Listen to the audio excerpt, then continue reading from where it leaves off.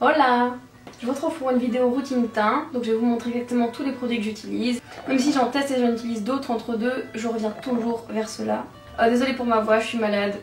J'ai choisi le bon moment pour la faire, du coup j'ai une gueule pas possible. Donc vous l'aurez compris, j'ai absolument pas de maquillage sur le visage. Tout ce que j'ai c'est mon labello sur les lèvres, j'ai mon contour des yeux pardon, qui est le All About As Rich de Clinique comme d'habitude, et j'ai ma crème de jour, une Nivea. Donc préparez-vous à ce que je mouche, à ce que je tousse, à ce que j'éternue. Donc si vous voulez passer de ça à ça, regardez la suite de la vidéo. On commence par le fond de teint, donc moi c'est le Healthy Mix de Bourjois, donc ici c'est la teinte numéro 52 vanille. Je vous l'accorde, elle est devenue un peu trop foncée ces temps-ci, du coup il faudrait que je prenne la teinte juste en dessous qui est le numéro 51 vanille claire, donc il faut juste que j'aille l'acheter. Je l'utilise avec mon Beauty Blender, toujours, vraiment tous les jours, c'est vraiment ma routine, que j'ai pris le soin d'humidifier avant, évidemment, pour une application plus légère et plus uniforme. Ensuite, j'applique mon anti-cerne, donc c'est pareil, c'est le Healthy Mix de Bourjois, donc la même collection que le fond de teint. Ici, c'est le numéro 51 éclat clair.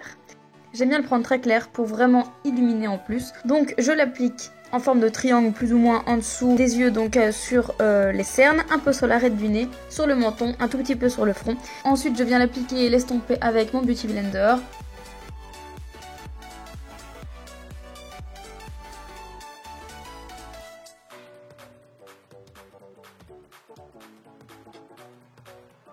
Ensuite, je viens poudrer mais délicatement. Ici, donc, c'est avec un pinceau poudre de la collection d'Elsa Makeup. La poudre, c'est la Nude Illusion Loose Powder Transparent Matte. Donc, c'est une poudre libre transparente de chez Catrice.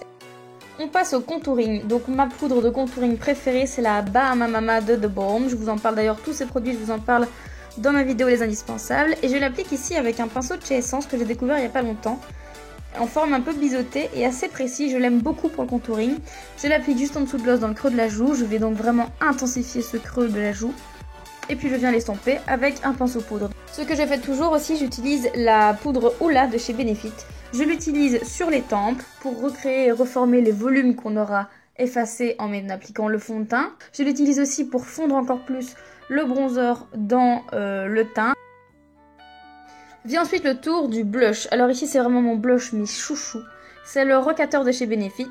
C'est un magnifique rose gold nacré, je le trouve vraiment sublime. Je l'applique avec un pinceau biseauté de chez Elsa Makeup, donc du même kit de pinceau que l'autre. Je l'applique par petites touches et j'intensifie petit à petit. Quel Beauty Addict peut ne pas appliquer l'highlighter? En tout cas moi j'adore ça.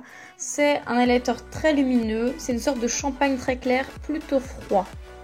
Je l'applique avec un pinceau fluffy de chez Real Techniques, donc tout en haut des pommettes, un petit peu sur l'arête du nez et j'intensifie sur le bout du nez et également au-dessus de l'arc de Cupidon, donc au-dessus des lèvres. Je commence toujours par brosser mes sourcils avec un goupillon. Alors ici j'ai utilisé de la poudre, ce qui n'est pas toujours le cas, mais j'ai décidé de vous montrer ce produit dans la vidéo parce que c'est vraiment un produit auquel je reviens systématiquement pour les sourcils. Je passe toujours par Anastasia, j'adore cette marque, mais par contre quand je suis en rade parce que je n'ai plus de produits chez moi, j'utilise toujours cette poudre. Donc c'est le Eyebrow Set de Catrice, donc c'est un duo de 2 poudres. J'utilise d'ailleurs le petit pinceau qui est à l'intérieur parce qu'il est très précis. Je l'utilise d'abord avec la couleur la plus foncée, donc la poudre la plus foncée des deux. D'abord pour tracer le trait du bas du sourcil. Ensuite, je trace le trait du haut, mais seulement à partir de la moitié. Je remplis et je forme la queue du sourcil. Par contre, pour la tête du sourcil, j'utilise plutôt la poudre la plus claire. Donc ce sourcil-ci, si vous vous demandez pourquoi elle est la plus clairsemée, c'est simplement parce qu'en fait, j'ai une dépigmentation de la peau à un endroit de ce sourcil, donc une dépigmentation du sourcil. Ce n'est pas une dépigmentation de naissance, c'est une dépigmentation due à un choc émotionnel. Suite à un choc émotionnel très fort, on peut se réveiller avec une dépigmentation de la peau. Moi, c'est juste à cet endroit-là et quelques cheveux. Il y en a qui se réveillent avec les cheveux complètement blancs. C'est pour ça qu'ici, je dois le dessiner encore plus que l'autre. C'est pour ça que j'essaye toujours de rattraper vraiment la même forme que l'autre.